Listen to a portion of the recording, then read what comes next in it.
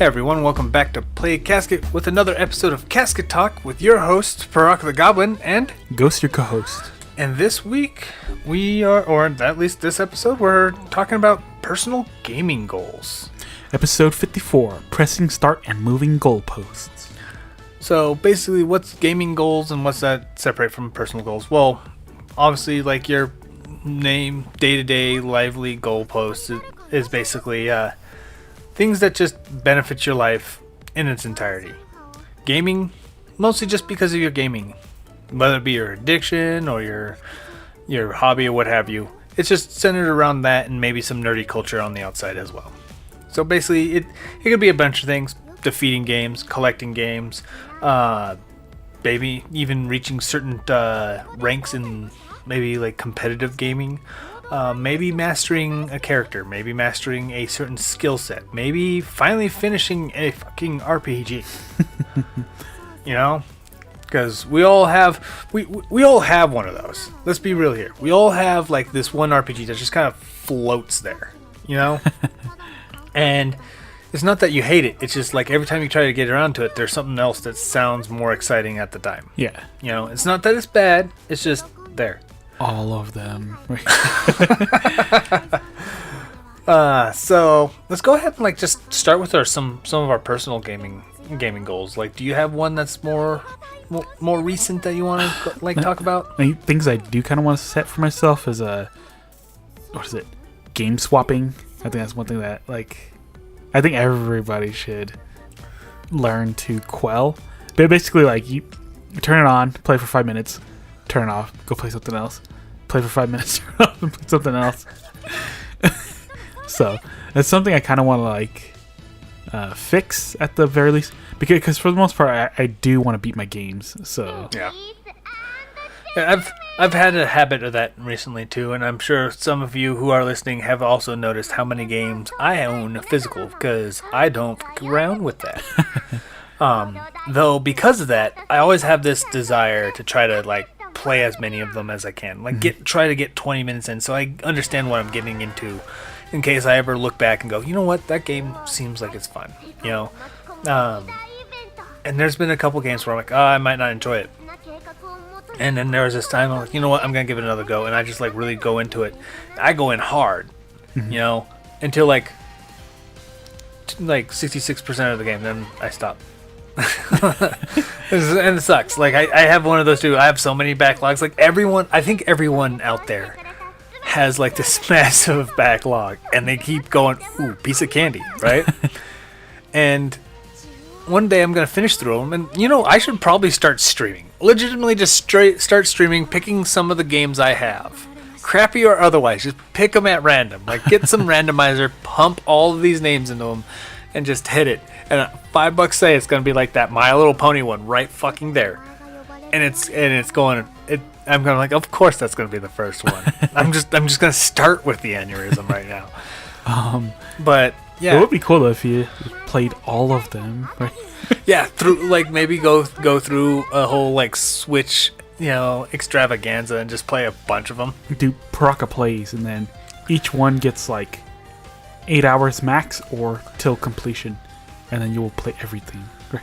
Yeah, try to do that. Oh my god. Maybe try to do a live stream of that stuff. Like try to do a 3-hour live stream and just have me kind of endure whatever nonsense is out. Like I have games that I'm terrible at in that collection too. Like I imagine trying to do what is it, like pixel perfect platformers like The End Is Nigh and Meat Boy. Dude, I am bad with that. Like the one that I'm at least decent with is Celeste. But everything else I am bad. I am bad. But maybe that should be a goal of mine. Yeah. You know, just play all of them, right? Mine is one of mine too is try to get to the credits screen. Like that's it. Just get there. Just get to the credits. Well, because like I know Xenoblade, I have the final boss to fight, and then for Breath of the Wild, I have Ganondorf to fight. Like I just run up to the final boss and beat it. I beat only the first 2 bosses in Xenoblade 2, and I stopped because I got distracted doing the diving thing, and that was it. Like that's all I kept doing. Because like I get in there and then I just start getting distracted by all the stuff outside, like all the stuff like dive. Like, Mine is like, that's exactly what I do. what else? Pokemon. I get to the Elite Four and I'm like, I'm doing pretty good. Like I've gotten my fill. That's it. You know, I think part of that, and it could be for different people too. I think a part of it is that you enjoy it so much that when you stop playing, for some reason you believe that the experience can continue. Yeah.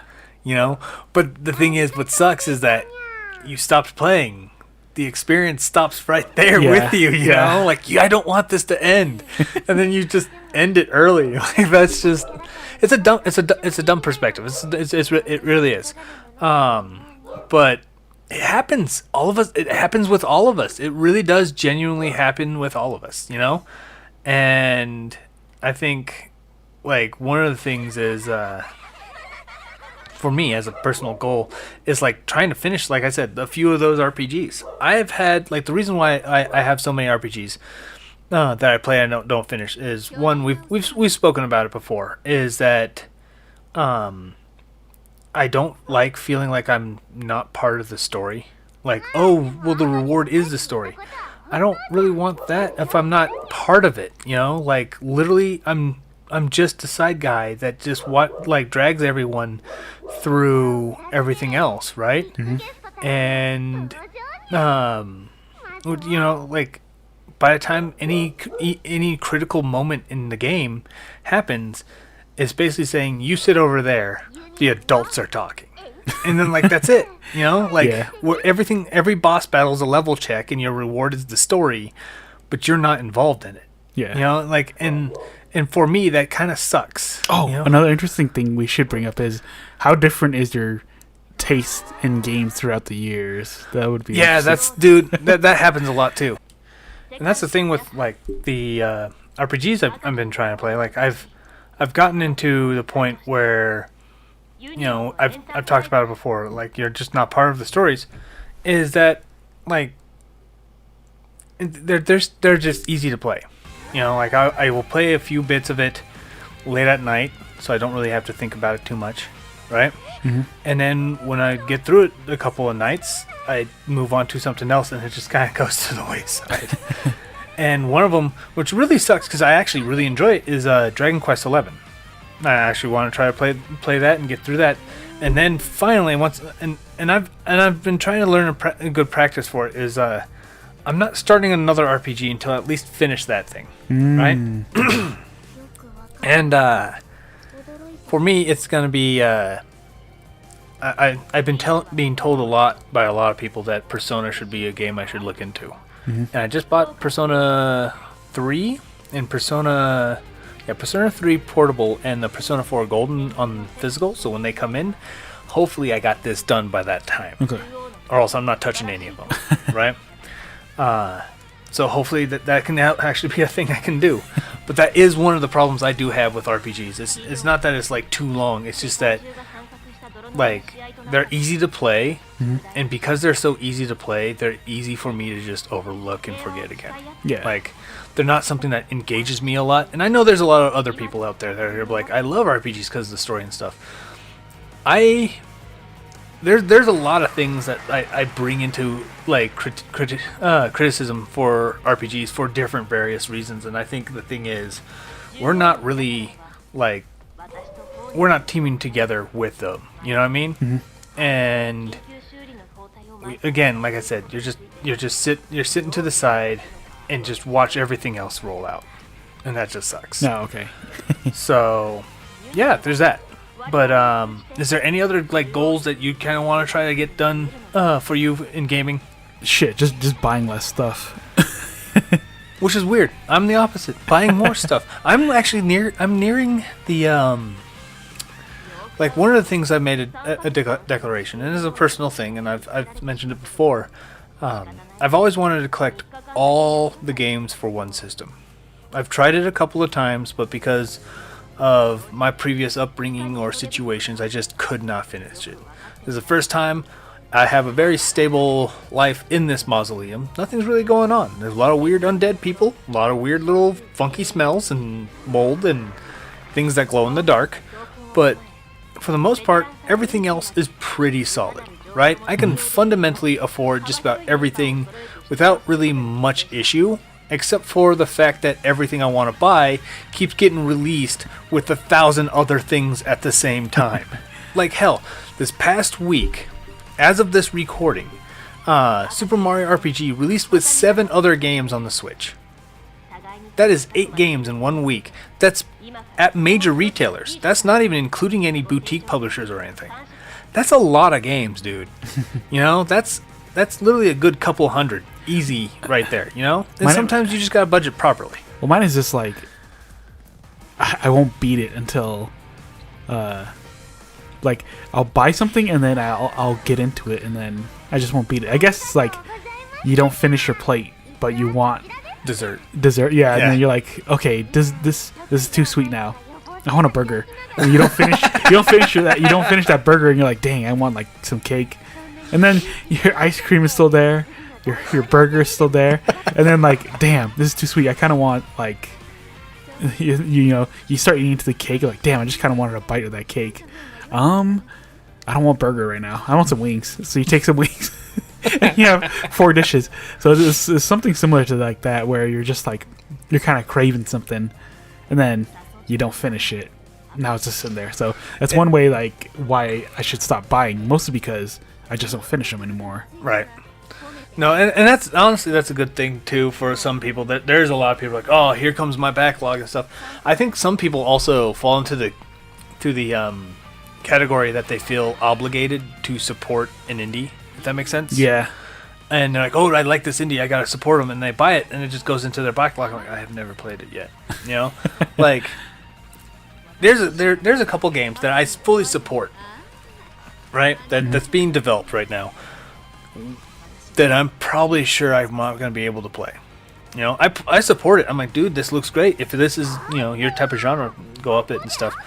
But there's other ones that I'm like, I need to play that right now. You know? And it just sucks that the availability of said games are very limited. So it makes me frustrated. But on top of that, though, like, it sucks sometimes where like you really want to buy that game, but you already know it's coming physical, so you can't really support the guy. But you also, at the same time, if you buy it physical, it supports the publisher, not him. Like, it's just like that weird torn part. I'm like, yeah. It's the curse. Because LRG basically gets all the money. Yeah, they get okay. Like for a good example, only for the physical thing. You know, all digital sales and stuff goes to that other person. Oh, okay. And stuff. So there's that weird weary thing. Like for the Persona, fuck Sega for not releasing it physically on your own. Fuck you. I'm gonna buy it this way. You know, like, you deserve to not get my money by doing that, jackass.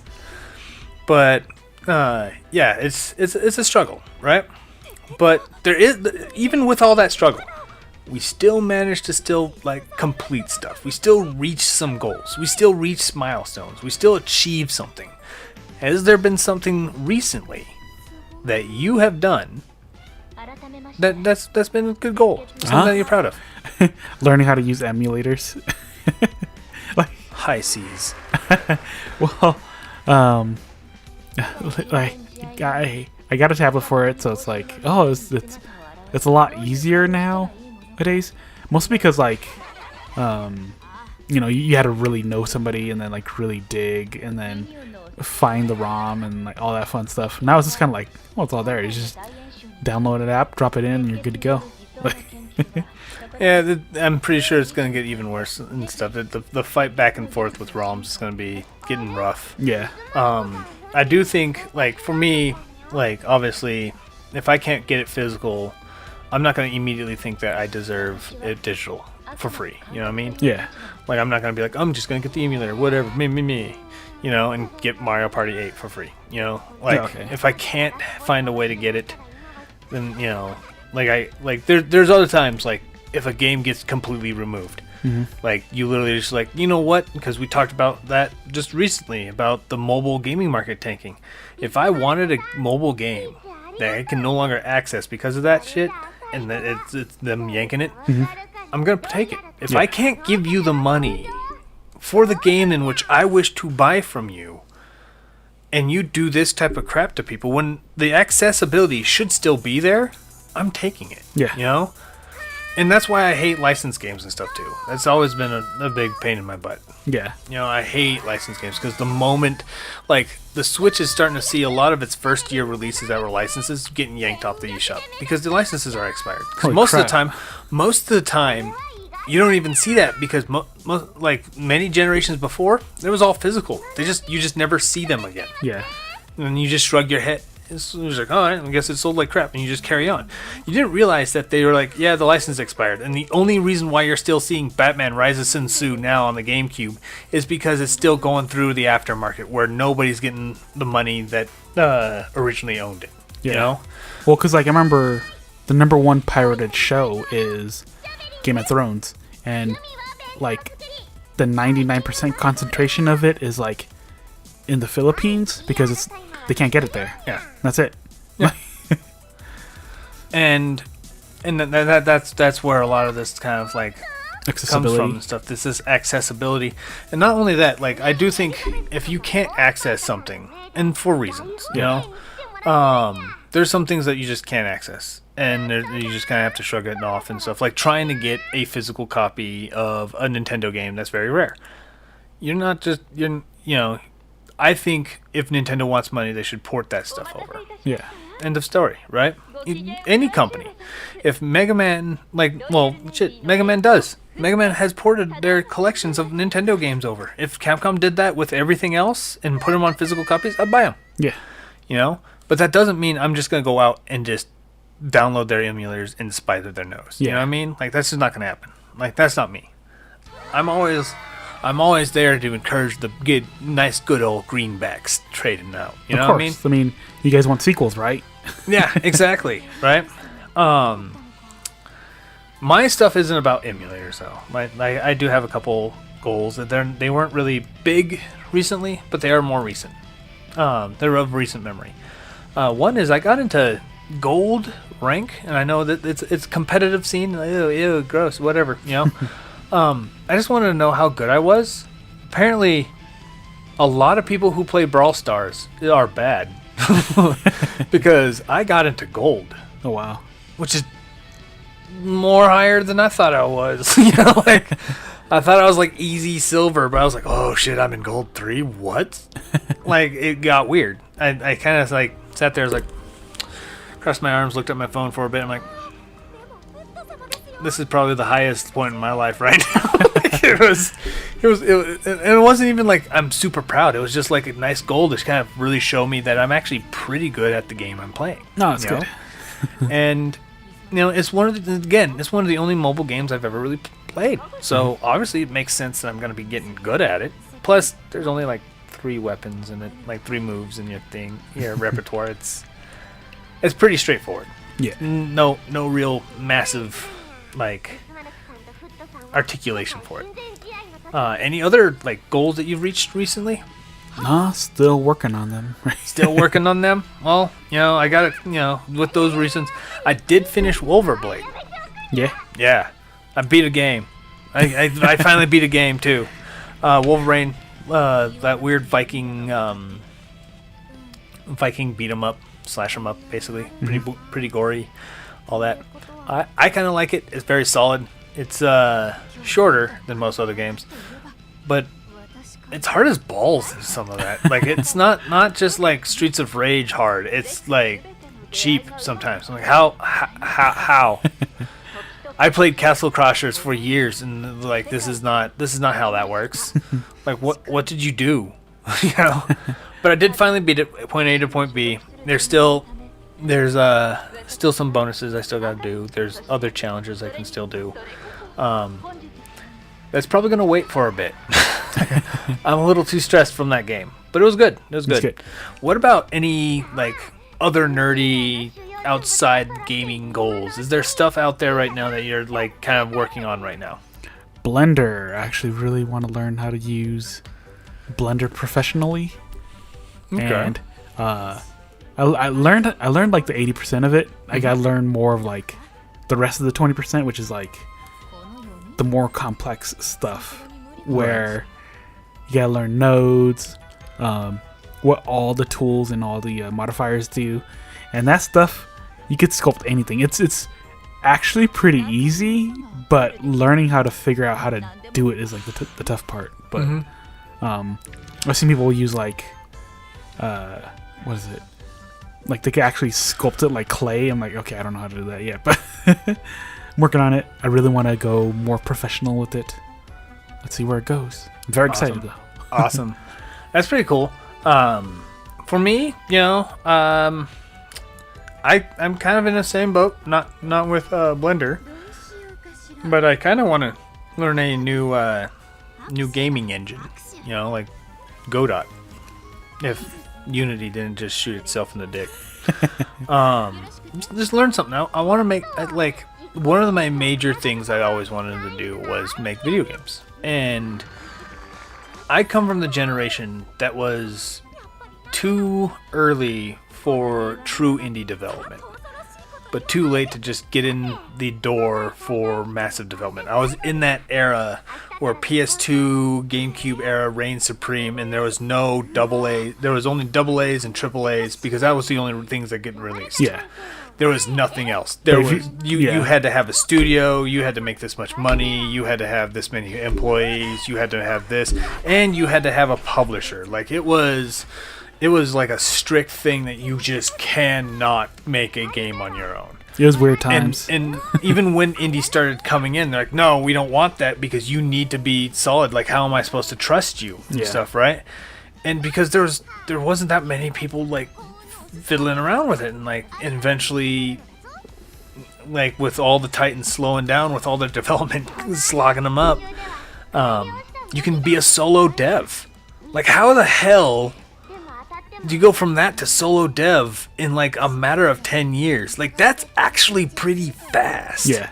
But I was not in that era. If I was literally born 4 years earlier, just 4, I would have been like, fuck it, I'm gonna make my own games with blackjack and hookers. Well, it's kind of nice though that how like even the consumers and the industry can respect the creators, because like you see films and people are such snobs, like, oh, I'm an indie filmmaker, and nobody cares about you unless you're like with Hollywood. But in video games, they're like, oh yeah, I made a game. Like, I made a game once. Like, oh, everybody like high fives you, because we all know how hard it is to make. And yeah, it's like it's really nice that like everybody embraces how small and grassroots all this stuff is. I know it sounds very pretentious, but no, at the same time, that's another thing I was like thinking of too. Like there is that rise of very pretentious indies out there. The very art house games and stuff, which harken back to a lot of these like films. There's like, what if it's a mushroom, but he has more humanity than humans themselves? What if we're the super mushroom? Like stuff, and that's always that same shit, you know. And like there's what is it? The disappearance of Edith Finch is a self Minecrafting game. If everyone else knows the jargon, it's because we can't use that word in YouTube because they're awful. But it really does like harpen, but it's like you don't know it until the end. You're like, oh, did you just know that she offed herself?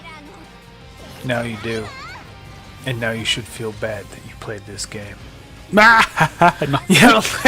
Like that's literally how it felt. Like it's like, what was it? Y2K was another one. A horrendous, pretentious as hell game. And the guy goes, yeah, I made the main character someone you can really hate. I'm like, why would you do that? And why does it look like Vouch? Maybe he's onto something. Maybe he is. Like, he was literally a man bun away from that crap. Man bun and a horse dick. But, but it's just like, and it does happen with indie games too. So like, but there's always other people that are just like, I'm just trying to make my own Spyro, man. You know, like, there's people out there that are doing that. There's an indie team that did a game called Another Crusade. And it's like puppets, like wooden puppet version of Super Mario RPG, right? And they were on this development cost for like several years, long before Super Mario RPG even got announced or anything. Dude gets a chance to release it on Switch weeks before Super Mario RPG gets out released. I'm like, bro, ow. Oh, dude, you just hurt so bad. Like that. Oh, it's rough, dude. Like I can't. Like, I'm gonna support him though, dude. I'm straight up gonna support that dude. I'm buying that game. I'm probably gonna stream it and stuff too.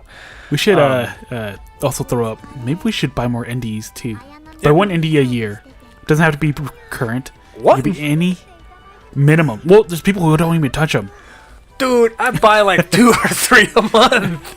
Well, mine's mostly on Steam, so I do get them because they could scratch the itch that like most AAAs can't. I don't know how else to explain it. Yeah, and sometimes they're just like cheaper, and even though they might not be that fuller experience, you're still paying for a good part of that experience. Yeah.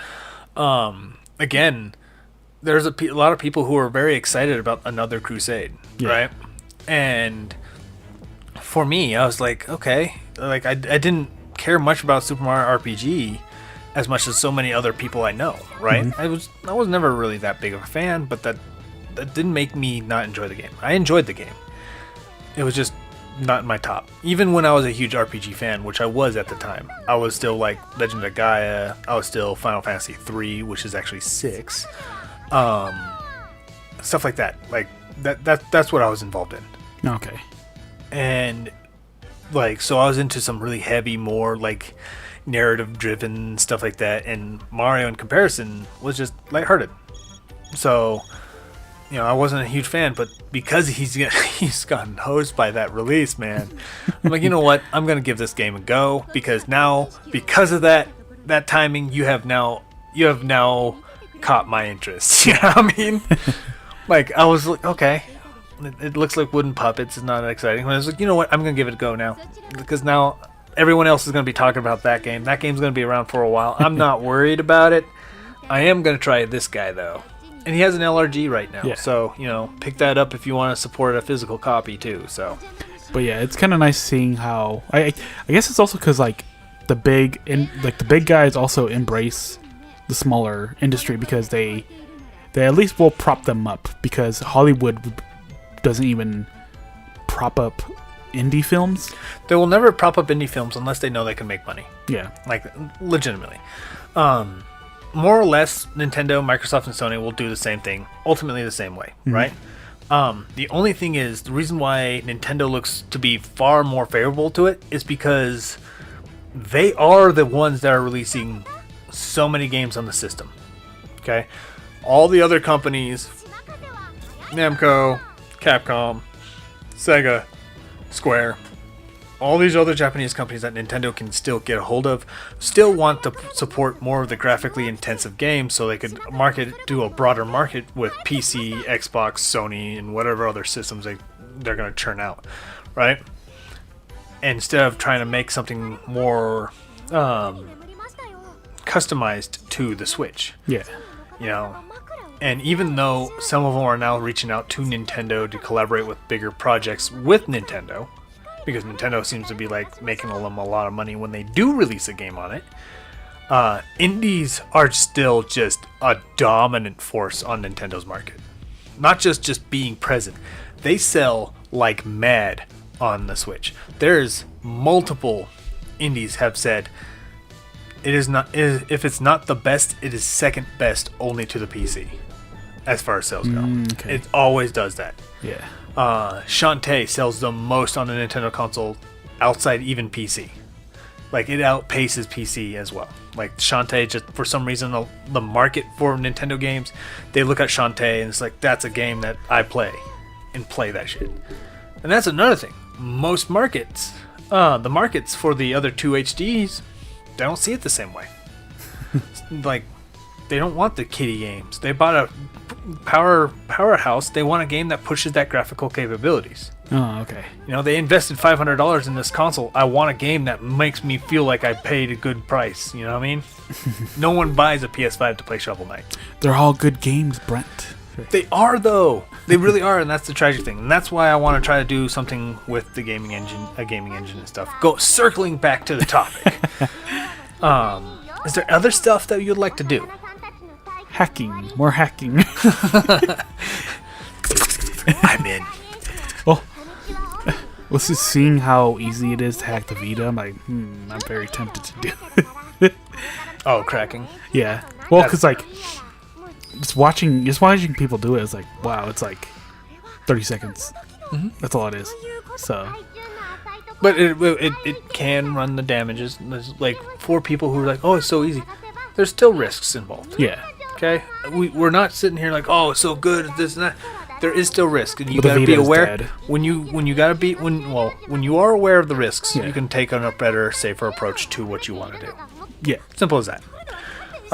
There's risk of completely breaking the system and stuff too. You know, if you do it slightly wrong and stuff too. And So. I could buy less games, which is also another goal. Just buy less. Just Buy less shit. of the thing I like. Well, so I could actually beat games. So. You know, and that's genuinely fair. Yeah. Like, you're talking to somebody who has 1,700 Switch games, and I'm like, I don't even remember the last one I beat. Well, Wolverblade. I mean, for the just most part, listed too, that, it's but- also just for like convenience sake because like I don't want to carry a trillion PS1 discs and a PS1 with me. Like, throw everything on the Vita. We're good to go. And I won't download things I won't play. So it's like, yeah. Well, most people will do that anyway. Well, what's the point then? It's like, yeah, it looks cool, I guess. It does. It's just, well, for that, on top of that, like, the problem with digital too is you run the risk of completely butchering your entire library. Yeah. Your, quote unquote, your entire library, even though you got them for free, right? Yeah. And just like people who have digital games, one small short circuit can just ruin the data. It won't even ruin the system. It might just ruin the data. Yeah. You know, squirrel could eat the transformer. Power goes out. Boom. You know, it could be that simple. Well, the thing too is that like, it's annoying to scroll through all that stuff because if you have like 10 games, you got 10 to scroll through. If you get the entire library, you're like, okay, I need to go to S. You're like still scrolling. Well, you gotta think. A lot of people who have a lot of that probably know shortcuts on how to look up stuff. Yeah. For instance, I have a whole plethora, and I have a whole file tree and stuff for all the Smash Brothers boards that we do, right? And I have so many companies. I have like 178 different video game companies, let alone their own individual games, let alone their own individual characters, let alone their own, like, I got a lot of that, and I know how to search them going through a lot of this stuff, and I'm pretty sure there's some people who have that same ability to do so. Oh, okay. Like, those who do that will probably be, that's exactly what they do. I guess one of my other things is literally this podcast doing better, well, I wouldn't say better, but more in-depth videos. Like, Okay. more with style and stuff. I think we should do a bit more of that. Yeah. And I hope we reach one of our main ones, because I've been writing up a script for a good couple topics. And I hope that we can kind of cover those. We just always get busy. We're always doing other stuff and all that as well. So, you know, I would like to do just do a couple more. And I think one of these changes that we've done was slim down the your turns to once every 2 weeks. And that way, moving forward, you will get more Casket talks out like this one here. And, you know, get some, maybe even do some more recording for something that's more entertaining, something that's more insightful, not just, you know, reminiscing over stuff. Yeah. You know? And I think that would be a good personal goal for not just me, but the entire crew here at the Mausoleum. It includes Rusty, who is currently not here, and a couple of the other bags of bones that kind of help with with the rest of the system. So, yeah, there is that. Is there practices at all that you do to help you reach these goals? Wish lists, right? At the very least, like, if you guys haven't gotten a wish list, get a wish list. It saves you from impulsively buying stuff. I mean, I guess if you don't have one, put it in the wish list so that once it goes on sale, you can buy it. Because it keeps you from, at the very least, just, oh, I'm going to buy this. Oh, I'm going to buy this. I'm going to buy this. And then you kind of hate it. You got that Steam sale addiction stuff. Yeah. Yeah. So at the very least, put it on your wish list. You have time to ponder it. You get to review it more. And then you could just delete it if you don't like it. Because, like, there's so many games, too, that I threw on my wish list. I'm like, I don't even know why I put this on my list. Like, or why I don't understand why I was interested in this. And you just delete it.